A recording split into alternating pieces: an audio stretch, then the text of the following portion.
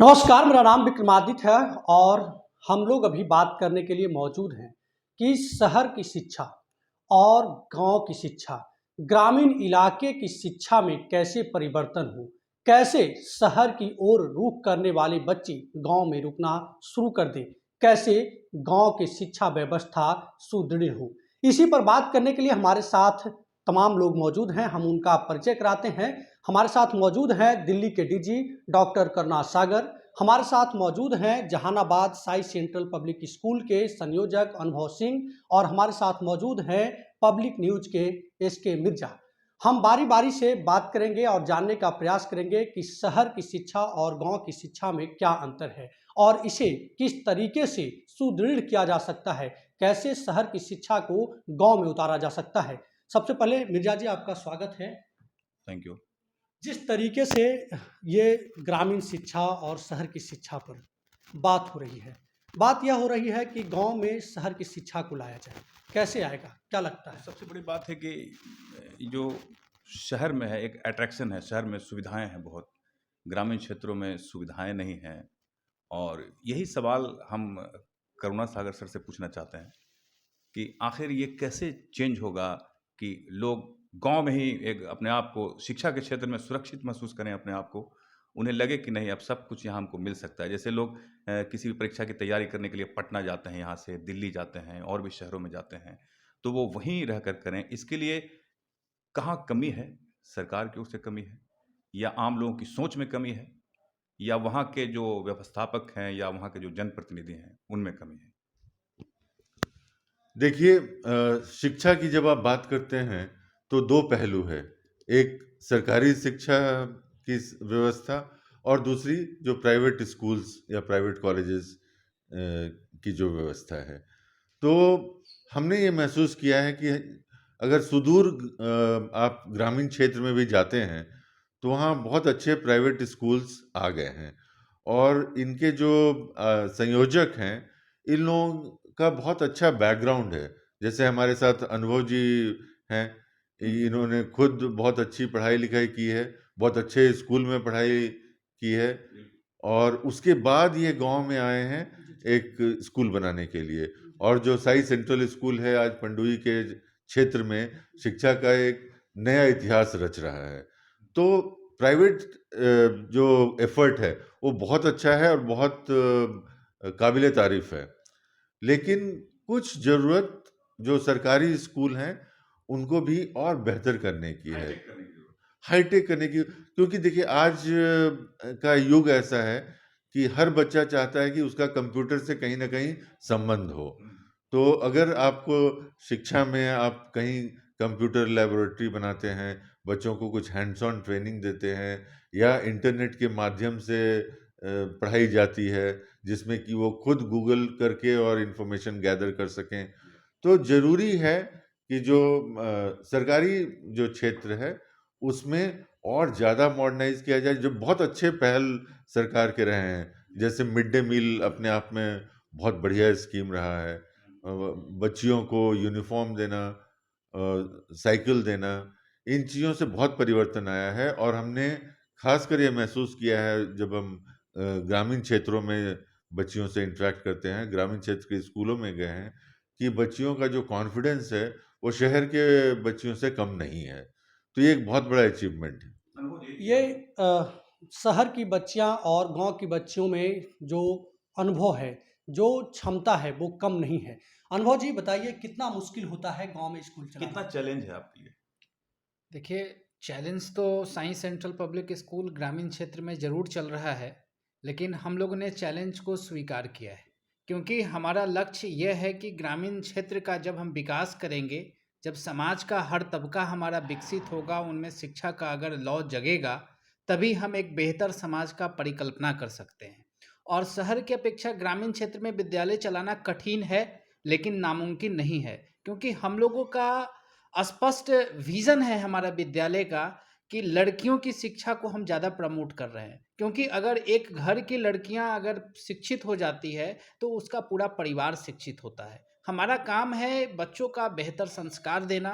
शहर के बच्चे और गांव के बच्चे में हमारे विद्यालय में आपको अंतर नहीं दिखेगा, क्योंकि हम लोग मेहनत करते हैं। हम लोग एकदम ऊपर से लेकर के सुबह से लेकर के शाम तक बच्चों के बीच में लगे रहते हैं कि उनका चरित्र का निर्माण कैसे हो, संस्कार कैसे उनका डेवलपमेंट हो, अनुशासन कैसे हो, ताकि जब भी उन्हें मौका एक अच्छे जगह पर मिले तो अपने आप को परफ़ॉर्म कर स्कूल सकें। के अलावा तो कोई और सुविधा नहीं है ग्रामीण क्षेत्रों में अनुभव जी। जैसे बड़े-बड़े कोचिंग, बड़े-बड़े शिक्षक, बड़े मतलब अनुभवी शिक्षक हों, मतलब जो जैसे दिल्ली में हैं, पटना में हैं, तो अगर वो कैसे आएँगे? कैसे इसको हम लोग डेवलप करेंगे?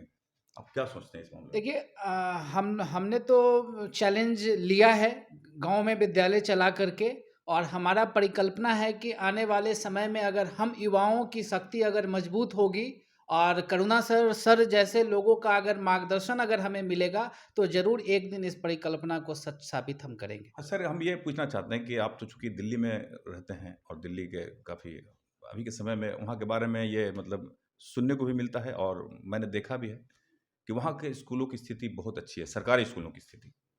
वो यहाँ क्यों नहीं दिखता है? Arvind Kejriwal model sir. देखिए, हमने आपको पहले ही कहा कि 2 पहलू हैं, एक जो प्राइवेट सेक्टर का है और दूसरा जो सरकारी क्षेत्र में है। और सरकारी क्षेत्र में बहुत कुछ करने की ज़रूरत है और बहुत कुछ करने का पोटेंशियल भी है। लेकिन आप जैसे वो कोचिंग की बात कर रहे थे, तो ग्रामीण क्षेत्र में कोचिंग को चलाना इकोनॉमी ऑफ स्केल के लेवल पे थोड़ा मुश्किल होगा। लेकिन जैसे आप देख रहे हैं किंजर में जज़्बा जो इंस्टीट्यूशन चल रहा है, वो भी कोचिंग दे रहा है और वहाँ से बहुत सारे संख्या में लोग आर्मी में, पुलिस में रिक्रूट हो रहे हैं। तो असंभव नहीं है, असंभव नहीं, लेकिन थोड़ी मुश्किल है, क्योंकि जो कोचिंग इंस्टीट्यूट चलता है, वो बेसिक पढ़ाई के बाद की बात होती है। तो उसके लिए ज़्यादा संख्या में विद्यार्थी चाहिए और वो आपको एक क्लस्टर में मिल जाता है, जैसे जहानाबाद है। और जहानाबाद बहुत समय से एक इस इलाके में, मगध के इलाके में एक एजुकेशनल हब की तरह उभर कर आया है। और आपने देखा है कि पहले भी सैनिक स्कूल के बच्चे बहुत बड़ी संख्या में जहानाबाद के बच्चे वहाँ जाते थे, यहाँ से कोचिंग करके। सर, आप लगातार स्कूल का दौरा करते हैं, छात्र-छात्राओं से मिलते हैं। शहर में जाते हैं तो क्या देखते हैं और गाँव में जाते हैं तो क्या देखते हैं? क्या ये अंतर महसूस होता है? देखिए, आज हम मानस इंटरनेशनल स्कूल में गए थे, जो बिल्कुल एक शहर का स्कूल है, और कल गए थे हम साई सेंट्रल स्कूल में, जो बिल्कुल रूरल एरिया में है। लेकिन मैं आपको बताऊँ कि मुझे बच्चों के स्तर पर बहुत ही कम फ़र्क पड़ा। शायद मानस के बच्चे थोड़े कुछ परसेंट ज़्यादा कॉन्फिडेंट होंगे, या लैंग्वेज पे उनकी कमांड कुछ बेहतर हो सकती है। लेकिन गाँव के बच्चों में भी बहुत परिवर्तन आ रहा है और ये बच्चे आज अपने आप को प्रूव करने में लगे हुए हैं कि वो शहर के बच्चों से कम नहीं है। गाँव में जो शिक्षण संस्थान चल रहे हैं सर, बुझलिए, उनको आप क्या कहना चाहेंगे कि किस रूप में कुछ परिवर्तन लाएँ उसमें या किस तरह से उसको जो है डेवलप करें ताकि बच्चे जो है और भी तरक्की के रास्ते पर अग्रसर हों? देखिए, हमारे जो पूर्व राष्ट्रपति थे अबुल कलाम, उन्होंने एक कॉन्सेप्ट दिया था पूरा का, कि जो बेसिक एमिनिटी जो शहरों में है, वही चीज़ अगर गाँव में दी जाए, तो गाँव से जो शहर में पलायन होता है, वो नहीं होगा। तो पलायन चाहे शिक्षा के लिए हो या नौकरी के लिए हो, पलायन पलायन होता है।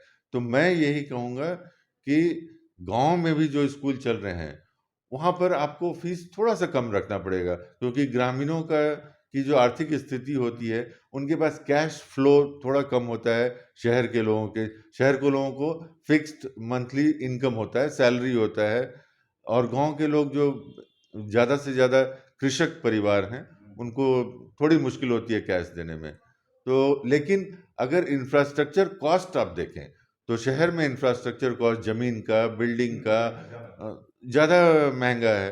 तो उस हिसाब से गाँव में वहाँ आप सेविंग करके, आप बिना अपने फीस को बहुत ज़्यादा बढ़ाए हुए ऐसे रेंज में रखिए कि जो आम ग्रामीण उसको दे सकता है और अपने बच्चों को आपके पास भेज सकता है। ग्रामीण क्षेत्र में स्कूल चलाते हैं अनुभव जी, तो आर्थिक रूप से कितना समस्या होता है आपके सामने? हाँ, ज़रूर। आर्थिक रूप से समस्या साइंस सेंट्रल पब्लिक स्कूल को देखने को मिलता है, क्योंकि अभिभावकों में पैसे की कोई कमी नहीं है, क्योंकि इनकम सबका अब बहुत ही बढ़िया हो चुका है और बच्चों के लिए वो पैसा भी खर्च करते हैं, लेकिन उनमें थोड़ी जागृति की कमी है। और सर ने बहुत ही सही चीज़ बताया कि उनके पास कैश फ्लो नहीं हो पाता है, और ये शहर और गांव में यही अंतर है। और हमने इस चीज़ को थोड़ा परिवर्तित किया है, और परिवर्तन के कारण ही आज हमने पलायन भी रोका है। सर ने कहा कि नौकरी के लिए भी पलायन होता है और शिक्षा के लिए भी पलायन होता है, लेकिन हमने जहानाबाद डिस्ट्रिक्ट में 5 किलोमीटर की दूरी पर हमारा विद्यालय है हेडक्वार्टर से, लेकिन हमने पलायन को रोका है और उत्कृष्ट शिक्षा के ऊपर हमारा फोकस है। और अगर करुणा सागर सर जैसे लोग अगर अगर इनका मार्गदर्शन अगर हमें मिलता है समय तो समय पर हमारा जरूर विद्यालय भी विकास करेगा और साथ साथ जिले की भी परिकल्पना बदली जा सकती है। कॉन्फिडेंस लेवल, बच्चों की कॉन्फिडेंस लेवल कैसे बढ़ेगी, इस पर क्या आपका जो है आगे तैयारी है?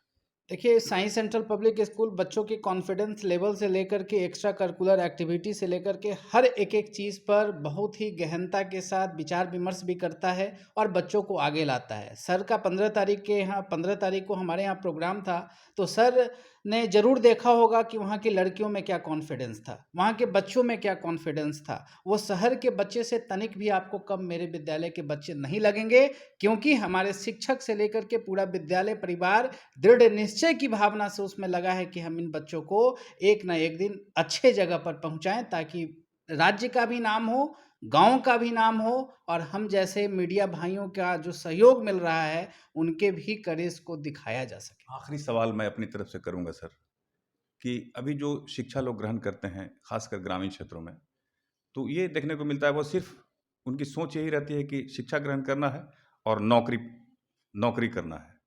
शिक्षा ग्रहण करना सिर्फ उसका मकसद सिर्फ नौकरी होना चाहिए या नौकरी ही है?